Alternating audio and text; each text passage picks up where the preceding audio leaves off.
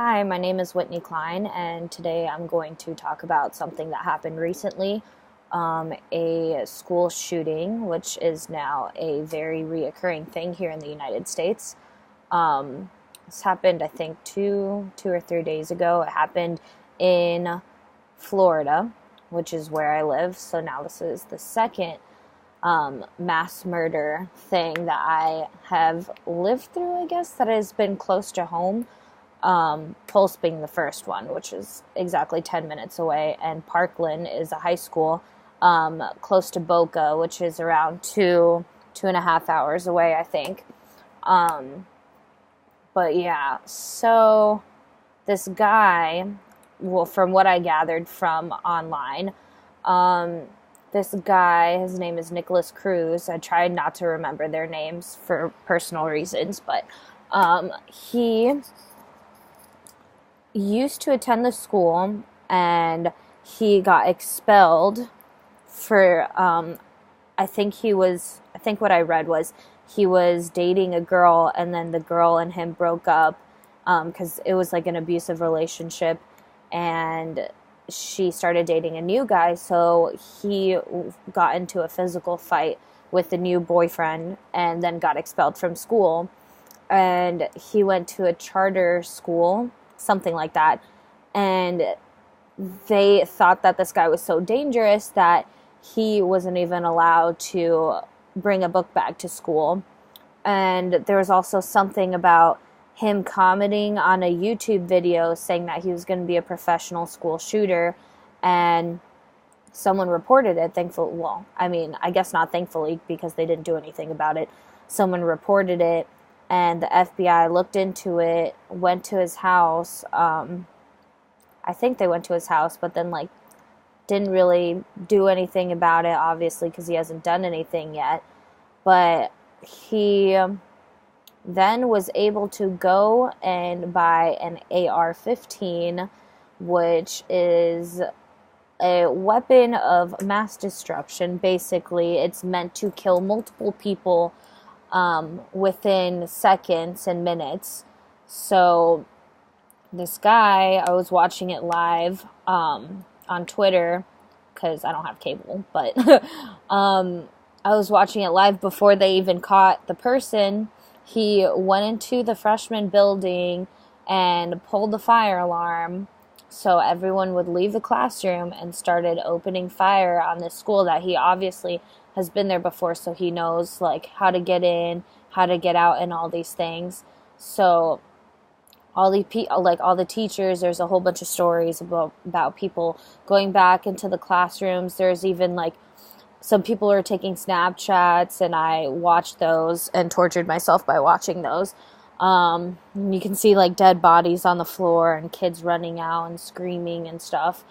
And I don't know, it's just really difficult to watch. I've been crying on and off about it for 3 days. It's a little bit embarrassing because I don't know anyone there personally, but it's just really hard that we have to first, I don't understand how someone who's had the FBI look into them, how they're able to go to a store and purchase a gun. First of all, purchase a gun, but let alone purchase a gun that is meant to make that much chaos, to kill that many people. I don't think that should be allowed. I think I'm not saying that we should take away guns, but I feel like there should be a new gun reform of some sort, because this thing is happening too often now. Nicholas Cruz was looked into by the FBI for being dangerous. He was expelled from school. All these things, all these warning signs that they don't get picked up on, as well as the Pulse shooter was also looked into by the FBI, I think 3 times. And how was this guy allowed to go in and buy a gun, an AR-15, which has been the gun of choice for all of these murders lately? I personally think that there should be a ban on the AR-15. In my opinion, there is no possible reason why anyone needs a gun with that much power. I think having a handgun, or whatever, like a smaller one is fine because, like, for defense, I guess I just feel like Americans are too obsessed with power in that sense where they don't want to, oh, you need to give up, like, you're taking away my rights, it's the Second Amendment. But I'm like, I don't understand, because this was written so long ago, and at that time they didn't have weapons like that possible for people to use, but now they do. So I feel like there should be a reform in some sense, and I'm not saying take away all the guns. I'm saying that we should take away weapons like that are meant to kill hundreds of people in short periods of time. There's no reason why any person would need something like that unless they're mentally crazy and want to kill people. And I feel like they should also fix the problem of getting these guns. Like, the NRA paid off all these politicians so things like this, like, so they would be able to sell guns to people that are crazy like this. So I feel like these politicians aren't really, like, they're just being selfish and getting millions of dollars from the NRA just to be quiet on things like this, when people are dying and, like, mentally crazy people are having the ability to get these weapons easily. And it should just be harder to get these weapons, just like how it is in every other country. We are the only country that has this problem, and it's pretty upsetting. And just like recently, not that this was a mass murder, but yesterday, one of my friends died because this guy shot him. And so it's hitting close to home even more again with this gun problem. This guy that was already on probation for aggravated assault, literally just finished his probation, was able to obtain a gun and kill someone literally 2 weeks after his probation ended.